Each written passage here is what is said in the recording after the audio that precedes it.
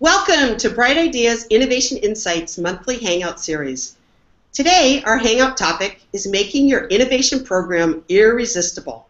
Thank you so much for taking time out from your busy schedules to join us today. I believe you'll find this very informative. We have excellent panelists who have an incredible knowledge about innovation programs.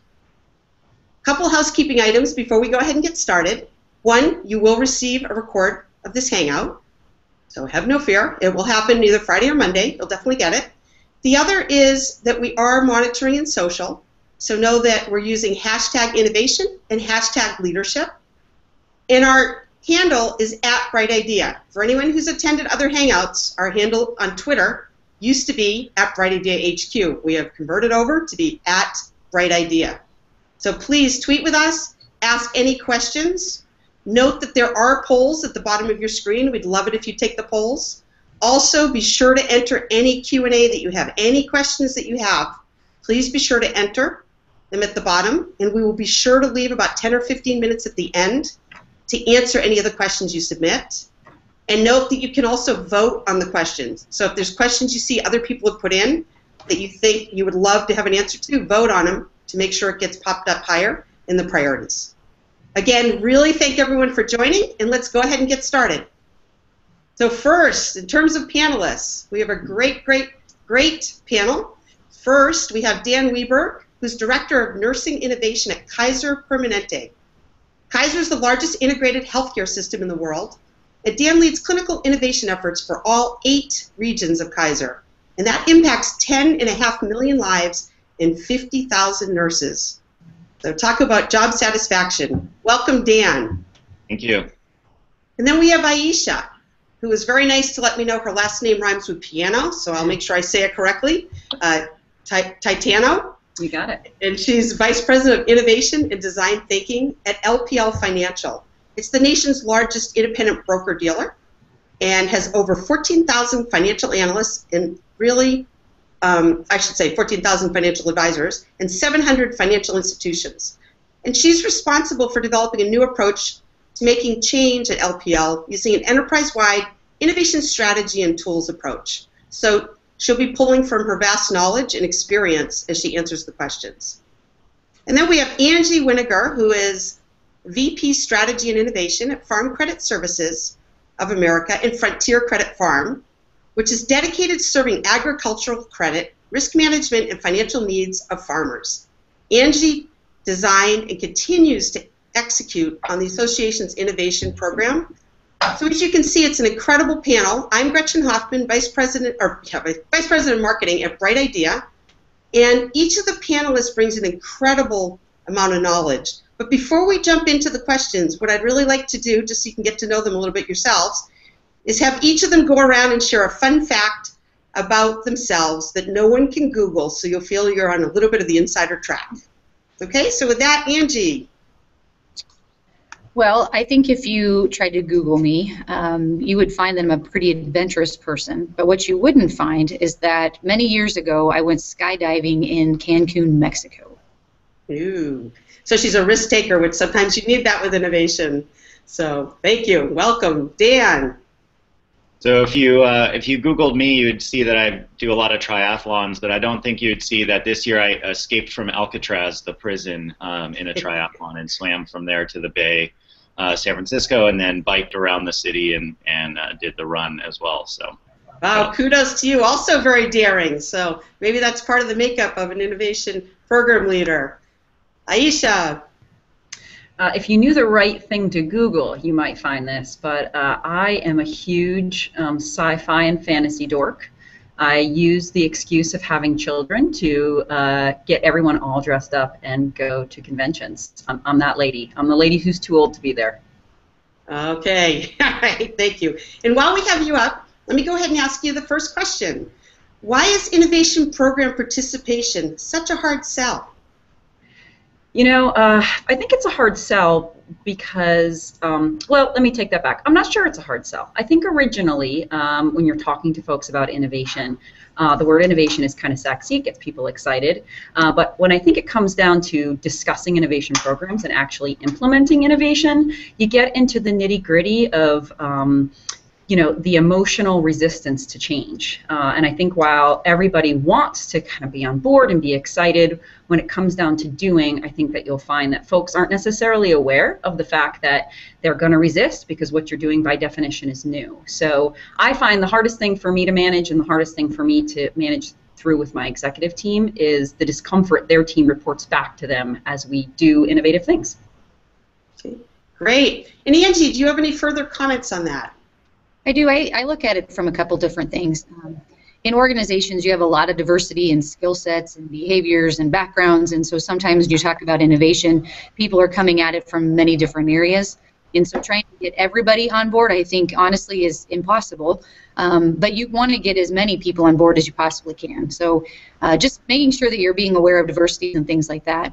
Another piece I would say is that when we first started out, when you talk about innovation, people think it's just about coming up with great ideas or an idea in general. And so we really had to focus on creating that common language and helping team members understand that, just because you might not have came up with the idea doesn't mean that you can't be a part of making that innovation happen. And so just really broadening their understanding and scope of what innovation means and all the ways they can be part of it. I think beginning makes it a hard sell, but once you level set, it's made a significant difference for us. Okay, great. And then while I have you here, I also ask you, how do you overcome major obstacles once they've been identified? And can you give a couple specifics? Yeah, I would say one of the specifics was very much what I just said, is that we had individuals, employees just said, I'm not creative. And so when you think of an innovation program, how can I be part of it if I'm not the one that comes up with the idea?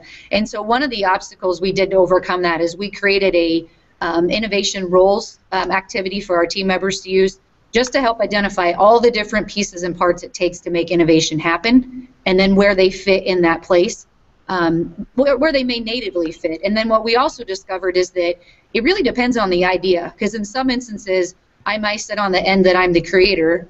I may be a magic maker actually making it happen, or maybe I'm on the other side of I didn't have anything to do with making it happen, but I'm an advocate because I love it and I think there's a lot of value in it. So that was one of the things that we did just to help employees overcome that challenge.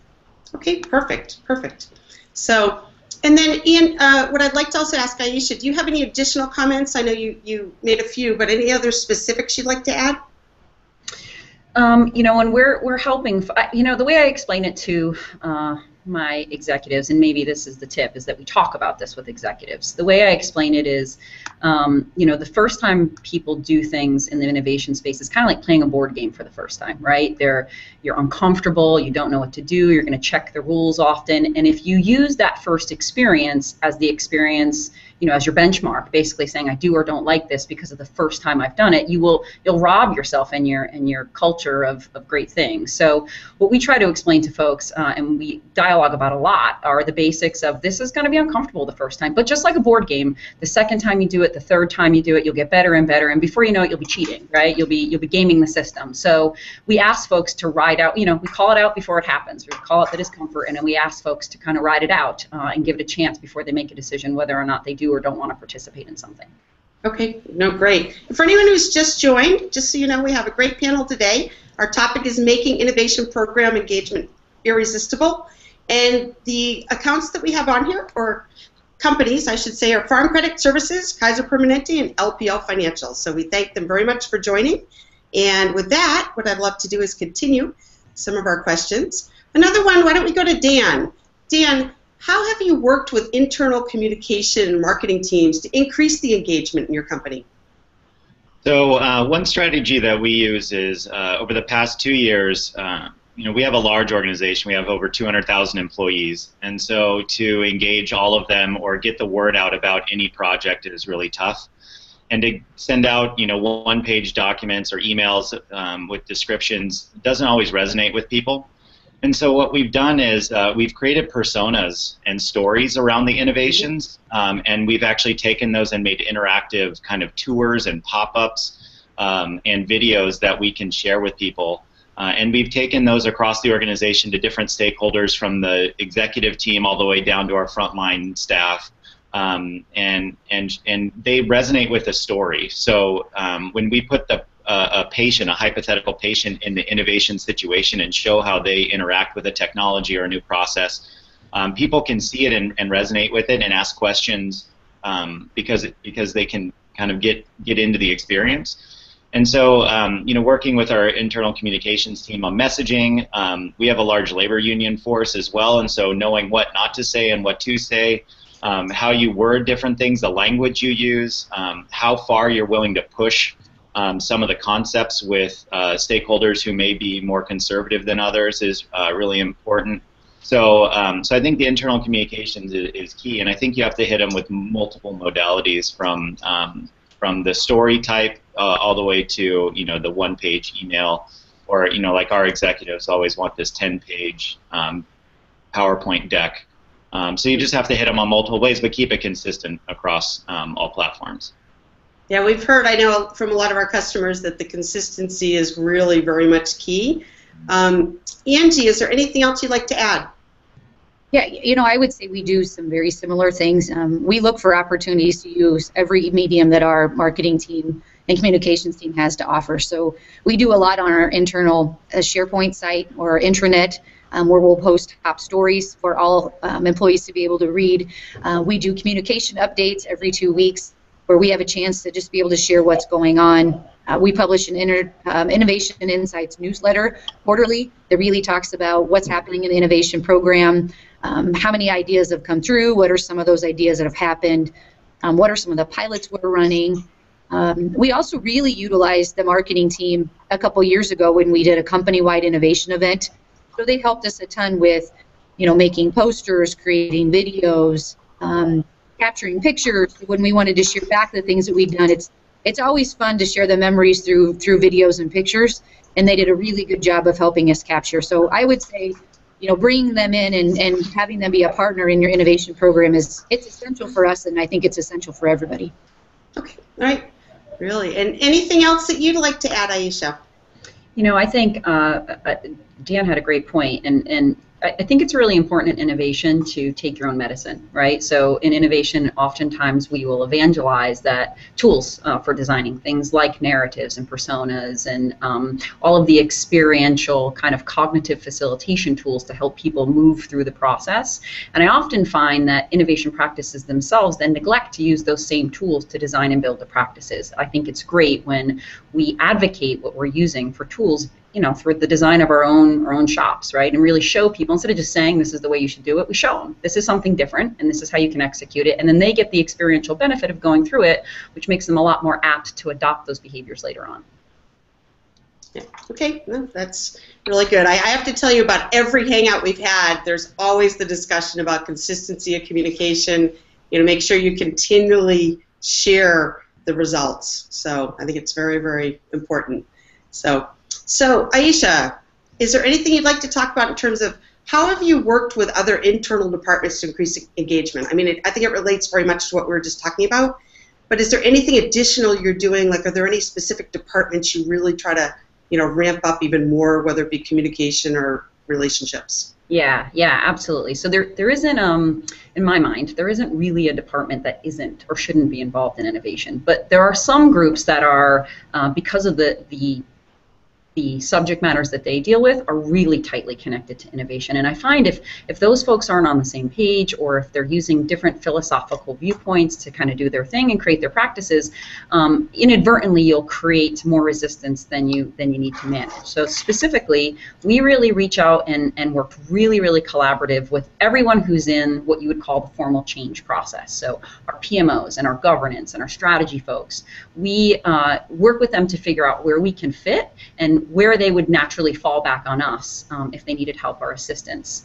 And I would also say we have a budding client experience group, and I find that the two practices and disciplines, even though they use different words and jargons, they're really, really similar. So I would go as far as to say I'm not even sure people understand that there's two groups. They possibly think we are one group because we are so similar. So we work really tightly with that group to supplement on the design for them and help them think differently about what they're doing. Okay, that's great. It's always interesting to hear in different industries, between Farm Credit Services and Kaiser and LPL Financial, very different industries, to hear what different groups that you're really focused on making sure you're evangelizing with and communicating. So Dan, how about with healthcare?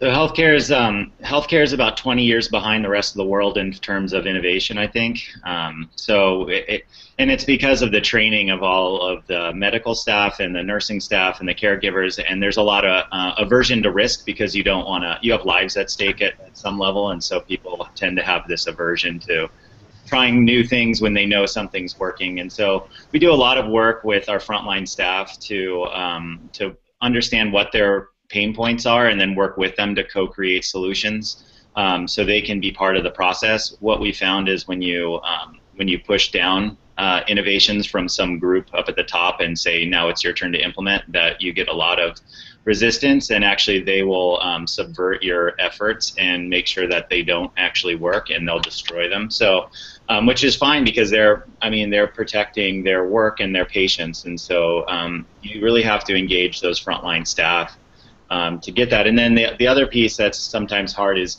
executives don't really always understand what innovation is. And so you have to work with them so they can understand what you're trying to do, why you're trying to do it, what the business case is, and then also tell them you need to go down to the front line where the work's happening and work with those people. It can't just be some, executive decision that comes out. It has to be facilitated throughout the organization. So we work a lot with that. And then, in healthcare, there's a ton of regulation, just like financial. There's tons of regulations that govern what you can and can't do. And so we have to work with the policy makers and the regulatory agencies to make the case for pushing and changing certain things. But that's kind of the fun part of it, I think. Well, it sounds like you have a few challenges there, but clearly doing well. So, and Angie?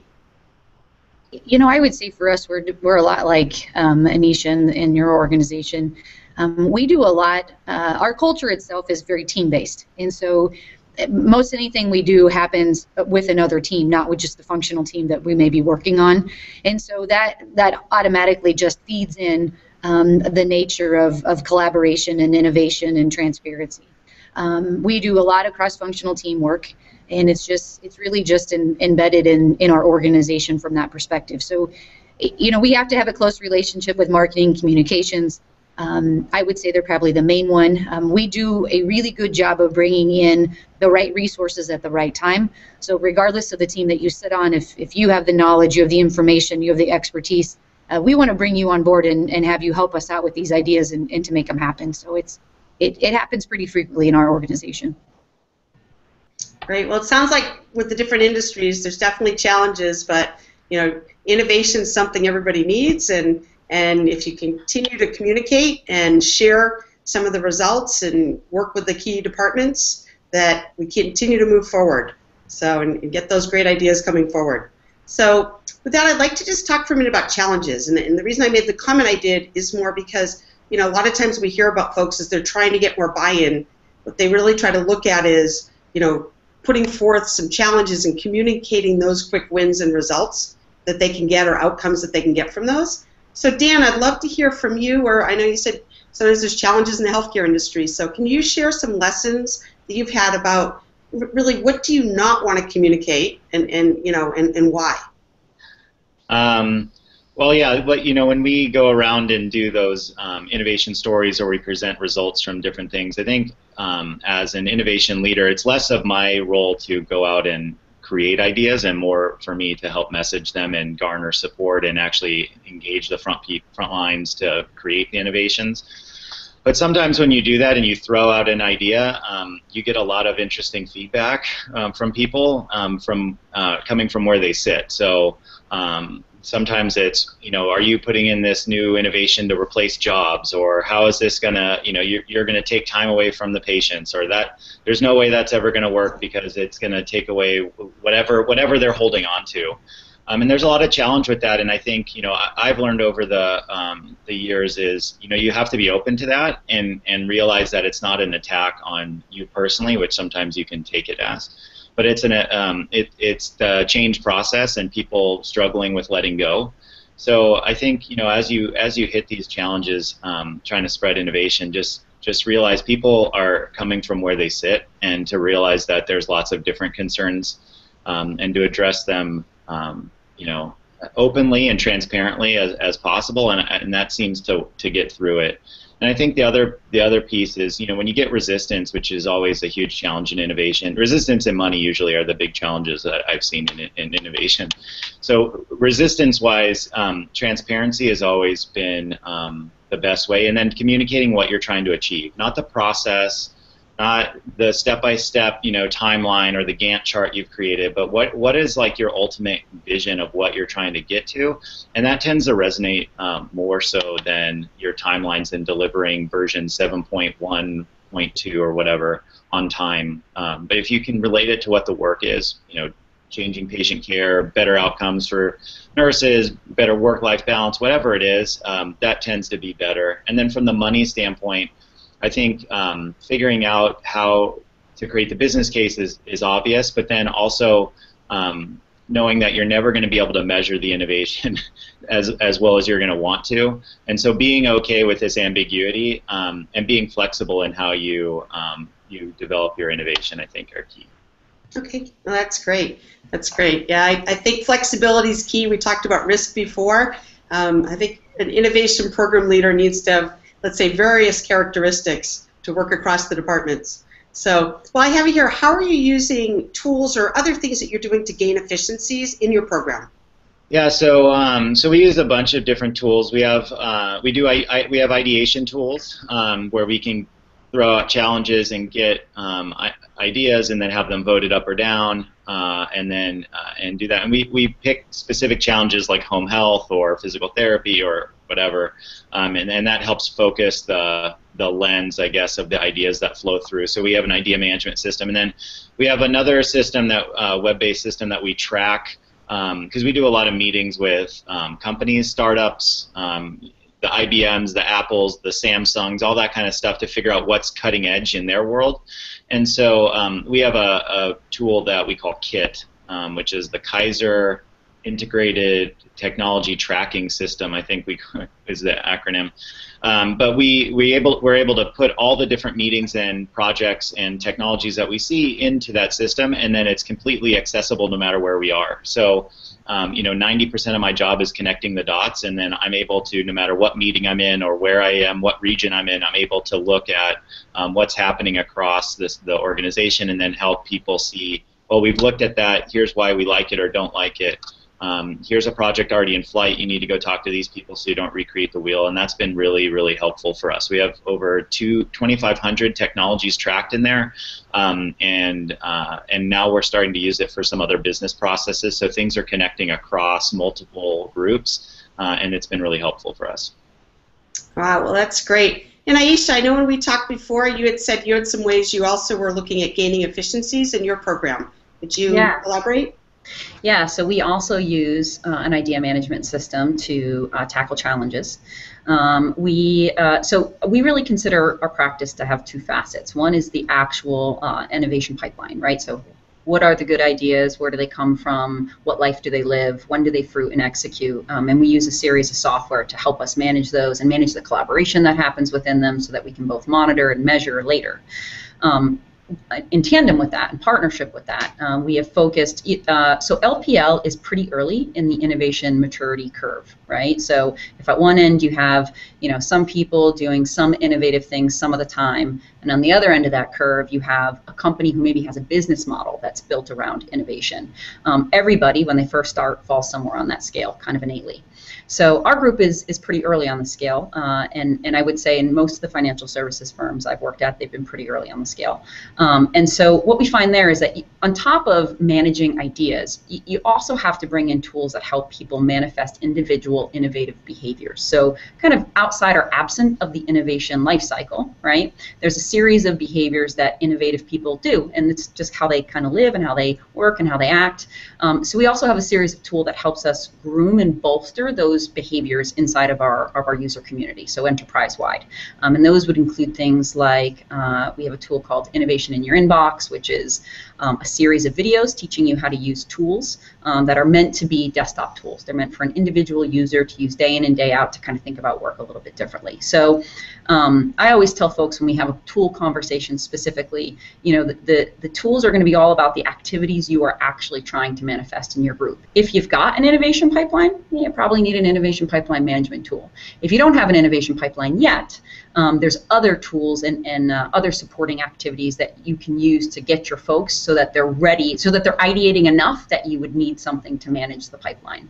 But before then, I think you're really talking about selecting individual behavior sets and encouraging them inside of your user community.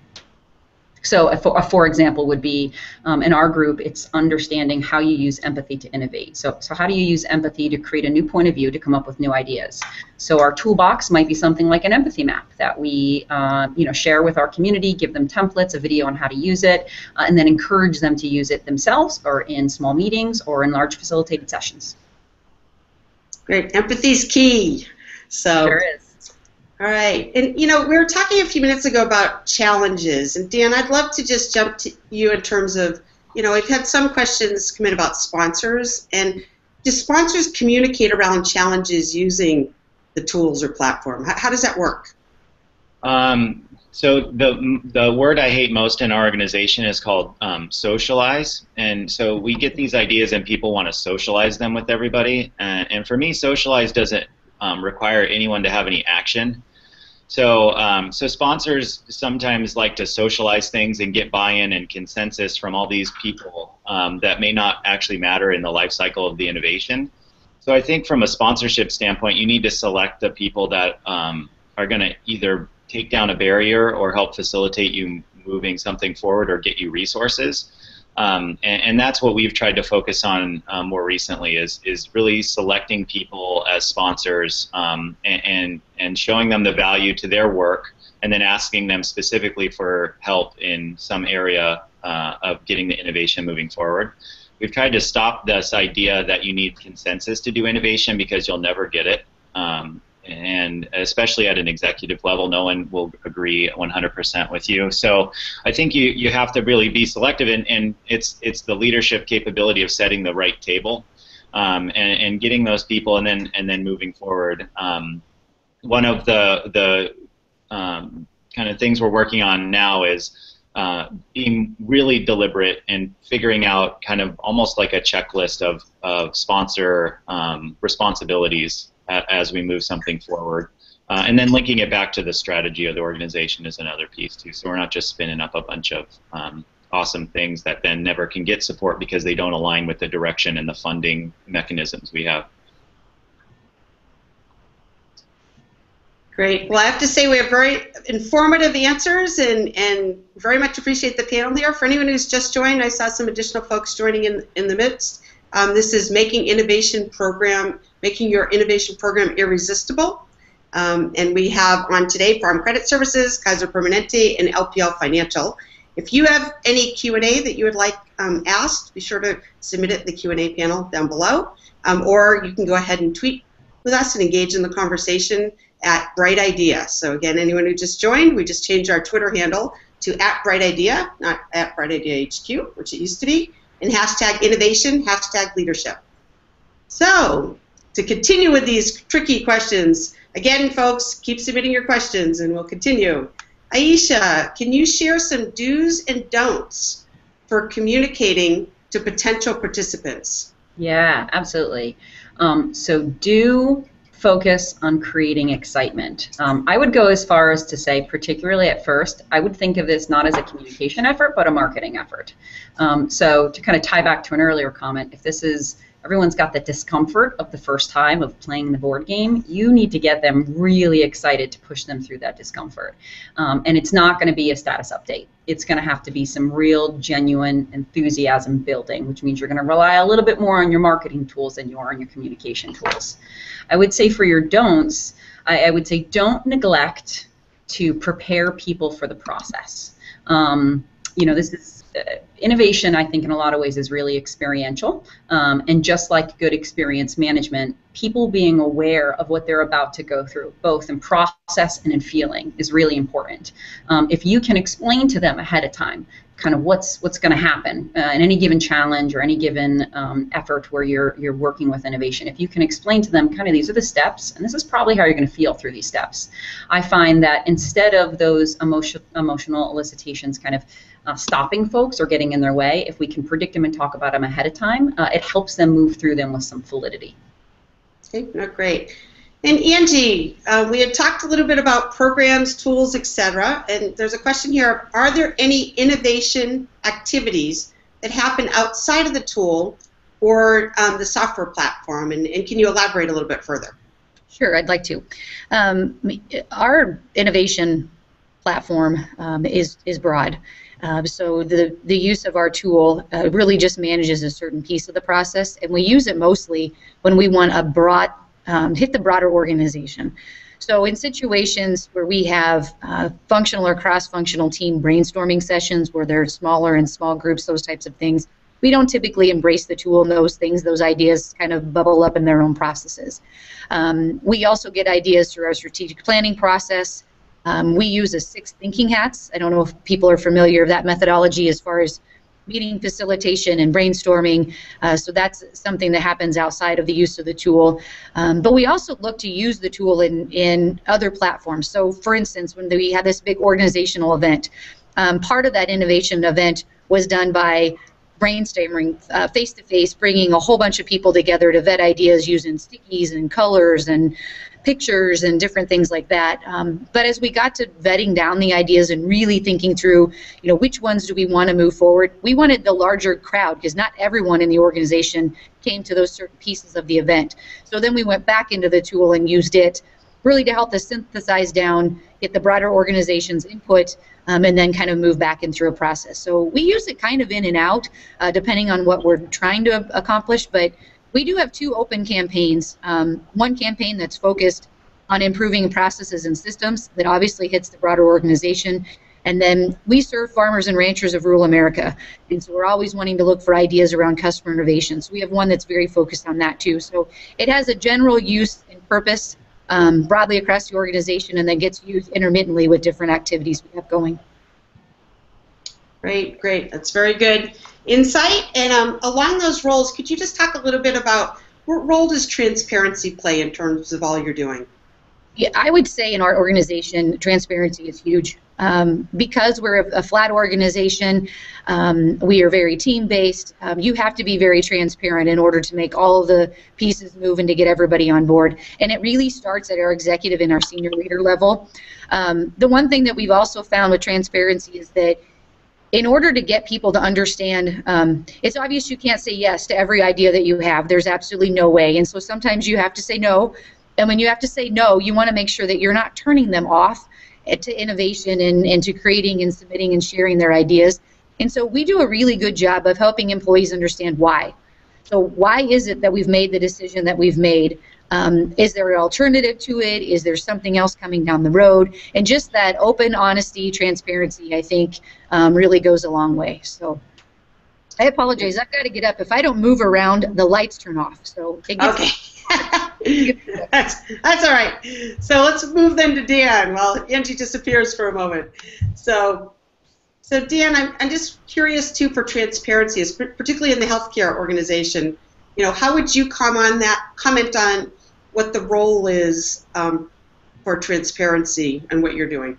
So transparency for me has been the biggest factor for success in innovation, and we've had some interesting innovations that, if you look at them without transparency, can look almost devious. And so to talk about what we're trying to achieve and being very honest and open about what we don't know, what we do know, what we're trying to work for has been really helpful. I say that also with the fact that you have to be transparent and about everything, but you also have to know how to message your transparency. So you can't just go out and randomly talk about your financial issue with the innovation or all the specific people that are causing you problems and that kind of stuff. you need to talk about that stuff, but you have to, like we said earlier, you have to understand how to message it in a way that that doesn't turn people off, like Angie said, and doesn't also alienate some of the stakeholders you need. So while I'm 100% for transparency, and that's how I live my life, I think you also have to really understand the messaging behind your transparent information. Okay, that's great.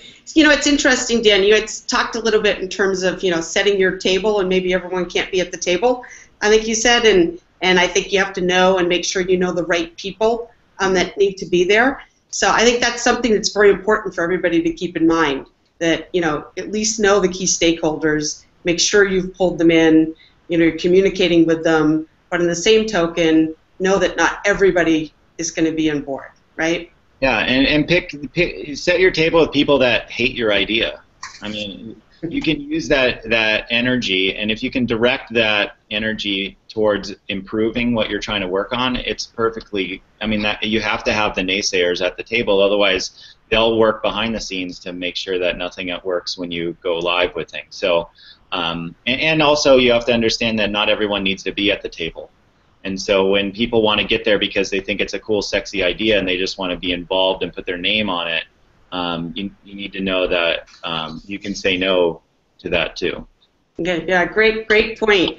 So Angie, along the lines of the innovation tool or platform that we talked about just a little bit ago with you, can you address, is everyone required to use it, or how do you get the right people using it and engaging with it?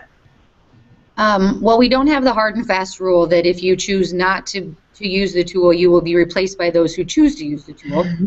So we are definitely not that stringent. But it's strongly encouraged. And so the ways that we strongly encourage it is that it is only a piece of our program, and so there's other things that they're doing, so you're not required to use it. But what we've done is we've really embedded innovation across the organization. So you see it in our value proposition. It's, you know, we want to bring value to rural America, and value many times equals innovation, because if you stop creating value if you stick doing the same thing over and over and over again, people want something different. Innovation is also embedded in our strategic imperatives at the strategic planning level, and so embrace innovation is one of our imperatives, and there's initiatives every year that go under that. We also have it embedded in our culture. If you ask anybody in our organization, we consider ourselves innovators. And so it's just a part of who we are and what we do. And then the last one where I say using the tool is not required, but being active in innovation is required, because it's a component in our performance assessment. So it doesn't say in there that if you don't use the tool X amount of times, you get an X rating. But basically what it is we're looking for behaviors. So what are the right behaviors, or what are those key behaviors that drive engagement around innovation? So, you know, are you using the tool? Are you collaborating with others in your teams? Are you having positive feedback about others' ideas? Do you have challenges that are constructive challenges to other people's ideas? That's really important. And so we look for some of those types of behaviors. Are you looking at different ways to do your job to make it better, more efficient? Looking outside the industry. And so there's a lot of different behaviors, as we've all talked about, and so we look for those. And we are assessed on those annually in our performance. So it's not required, highly encouraged. All right, encouragement is important, especially as we're looking to make more and more people advocates and involved in the innovation program. So for folks listening in, we're going to go for about 5 more minutes, and then we're going to turn to the Q&A. So please do, either through social or right below on your screen, you can enter any questions that you may have. All right? So Dan, we've talked a little bit about the teams and what type of people make sense to be on an innovation program team. What's interesting here with a lot of the comments you made in healthcare, at times it could be a little bit different than some other industries. So can you talk about some of the characteristics of who you'd want on your team and who those advocates are across departments you want to work with? Yeah, so for our team is focused, and we have I don't know 20 different innovation teams within Kaiser. There's 5 national, and then each region has some sort of innovation team, and then even our local medical centers have innovation teams. So we have a pretty good culture. Innovation is usually not our problem. It's coordinating all these groups to work on something together. But I think, you know, what's consistent on the teams is someone who understands kind of the design thinking or the user thinking, user design type capabilities, and really can facilitate that and get to the bottom of what people are trying to say, whether it's through process mapping or brainstorming or just relating to the person. So I think that's key, and so we try to design all our things with the user in mind. I think having someone that can translate between the groups, so like my role as the nursing innovation leader is, you know, I sit in our IT department. So my whole job is to figure out how to translate what's happening in the IT world with programming and all this coding and technology stuff and security and all that to our frontline nurses who are focused on providing patient care. And so having someone that can be that translator and has some merit in that, I think, is key too. It'll help with buy-in because that person can relate to both sides and be that mediator. So I think that's key too.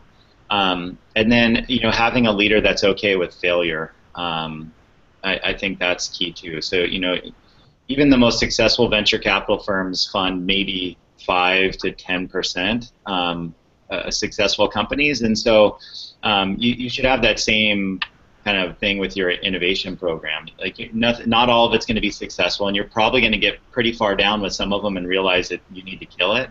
And I think that's okay. And to have that mindset, that characteristic is good. And to have stakeholders that are okay with trying things and iterating on ideas and building on them, I think is huge. And then it's always nice to have an expert in whatever you're doing on the team at some level. You know, experts only know so much, but to really talk and dive deep into some of the different things, I think it's always nice to have an expert on the team.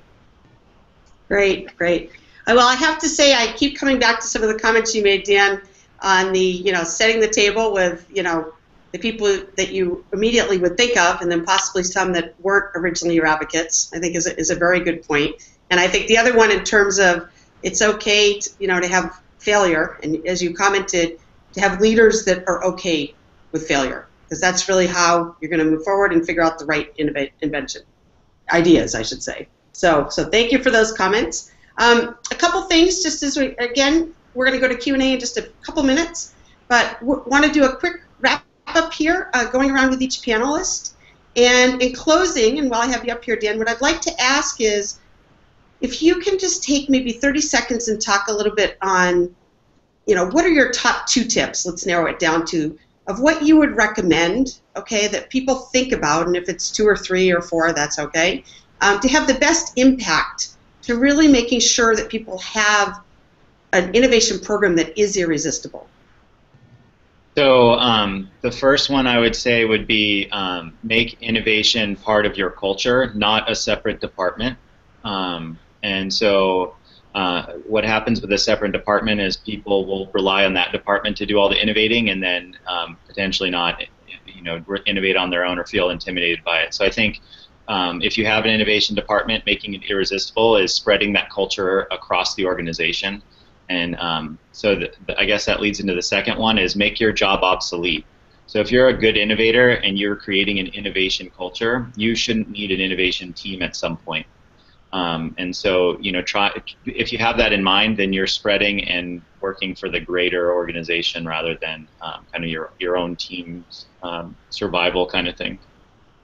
And then I think the third tip would be you have to have the users in the conversation from the beginning, and don't be afraid of that. It's okay if they don't like it. It's okay if they tell you something completely different. You can't not have the users, otherwise you're gonna create these things and spend loads of resources on them, and they're gonna fall flat on their face because you didn't involve the people that have to use it at the end. So include the user and be okay with that, and be okay with not owning that innovation, but letting it kind of grow as the team works on it. That's a great point about including the user, and we definitely hear a lot about culture, creating that culture of innovation. So thank you. Aisha, what would your tips be? That's a great question. I think firstly it would be to understand the nature of the job you have, right? So whether you lead an innovation practice or you're the person in your department that always has good ideas, I think you have to fundamentally reconcile that your role is as a disruptor, literally. So what you're really asking when we're asking how we make innovation irresistible is how do we make disruption irresistible? And I think that that's a different answer for every single organization. But I think the fundamentals come down to the conversation that says, if you're going to pull folks through disruption, you really have to give them something on the other side of that disruption. So I think that being able to keep in mind, when we use the word innovation, it's thumbs up and sexy, and we're not really thinking of it as something that is potentially production stopping or emotionally uncomfortable. So I think it's pretty important to keep the nature of what you do in the right perspective so that you're always approaching your work with the right demeanor, body language, transparency, motivation, all the things you would need to do to kind of get folks through the discomfort of disruption. And then I guess my second tip would be it's easy to focus on the mechanics of innovation. It's easy to focus on, for example, installing a design thinking process or putting together tools. But I have found in doing this over years is those are kind of ancillary. Those are the things you use to support the behaviors that are important. And those things, there's you can probably Google many lists of the most important innovation behaviors, but I think the ones we can all commonly agree with are things like understanding the role of empathy in your organization, understanding that failure is not an event but a process, and a really, really important one. Understanding that, for example, ideation can't happen in an hierarchy, which is the great advantage of crowdsourcing tools, is that it really has to happen in a group. And I find when I have folks who lean into me for mentorship on starting their own practices, what I almost always tell them is instead of focusing on the mechanics, focus on the behaviors. The mechanics will follow the behaviors. Once you get people acting a certain way, you will now have magically the buy-in, resources, and sponsorship to support those behaviors. But if you don't have the behaviors, it's going to be a really, really hard sell to basically retrofit something that is, or build out something that it's not even manifested yet. So it's, I guess what I would say, it's understanding the basics of the tools are there to support the activity. You got to get the activity going first. Yeah, it's an interesting point. We do have to remember crowdsourcing tools are there for groups, right? And if you're going to be leading the charge to get the groups involved, having that characteristic of empathy, which you've mentioned a couple times, and the ability to get everyone to truly collaborate and see why it matters is worth their time, is clearly very, very key to get that engagement. So totally agree. And Angie, what would your tips be for the folks listening in? Well, being last, the two that I would share have been shared, but I'll add a little bit to it. And Gretchen, I think it goes just to say that, even though you have three panelists on here that are from very different organizations and different backgrounds, a lot of the things that we're saying I think are all very similar. And so, I piggyback on what Dan said and what we said before around culture. Innovation isn't an activity. It happens over time, and it's not this one-time thing where you're going to get all those great ideas and you're going to, revolutionize your organization and those that you serve. And so it's got to be embedded in your culture, and it's about everybody and everybody's role and everybody putting their foot and hands and all bodies in and being those advocates out there for the program. The second one, I think, I piggyback with Anisha, is that it's around that leadership level and making sure that even if though you may have support at the leadership at that executive level, sometimes you have middle management that are still a little wishy-washy. That still may be the naysayers in some situations. And I think that it's you have to have an organization, a place that says it's okay to fail, but you also have to feel comfortable enough in the culture to be able to challenge those that are challenging you. And you also have to look yourself in the eye to say, okay, maybe they're right, and make sure you're bringing in all those right voices too. The third one I'd add is you got to make it fun. Failing can be fun. You can make fun activities out of it. You can learn from it. It's about learning. So if you make any piece of it fun, whether it's success or failure, hands down, I think you'll be successful. So great. I will say through the various hangouts, definitely some of the themes that come through is definitely have to create a culture of innovation. Which we're talking about here. Definitely need to make sure that we have leaders who are open to that in terms of making sure that they're advocates for innovation, but also that they're okay with failure. And And then the other part that we actually hear coming through a fair amount is the transparency, which we talked a little bit about, here today, and making sure that there's truly communication that is consistent across the right departments to make sure people know what is happening, even if they're not all your biggest advocates, because over time they will see the progress.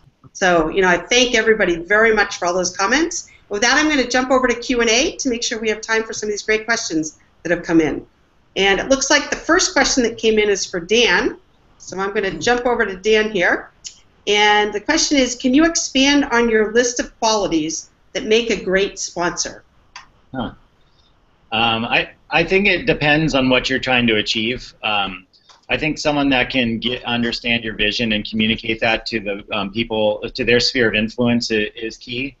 I think someone who doesn't shut you down as soon as you say a new idea or new innovation. I think that's an obvious one. You really want someone that can boundary span and go outside of their world and go get things for you or go connect you with people. I think that's a huge one. I think risk taking is another big one. So those are kind of the major skill sets that I think they need to have.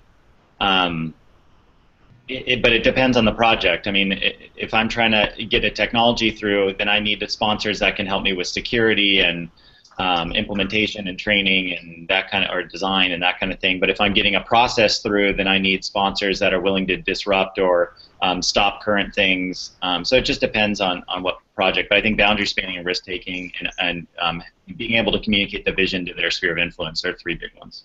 Okay, great. Aisha, question came in for Aisha and Angie on what are your thoughts on incentives to employees to participate using the tools?